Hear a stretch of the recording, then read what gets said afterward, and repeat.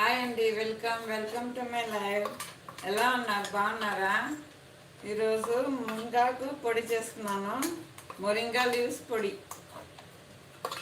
చాలా బాగుంటుందండి, హెల్త్కి చాలా మంచిది. మొరింగా లీవ్స్ దీనిలో కాల్షియం ఉంటాయి, విటమిన్స్ ఉంటాయండి, ఐరన్ కూడా ఉంటుంది.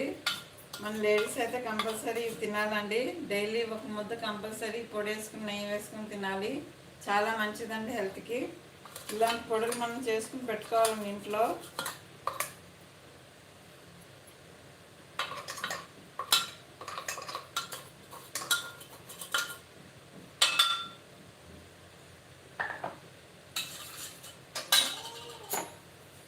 ఎందుకంటే రెడీ అయింది మొరింగా పొడి. బాగుందా? టేస్ట్ అయితే చాలా బాగుంది.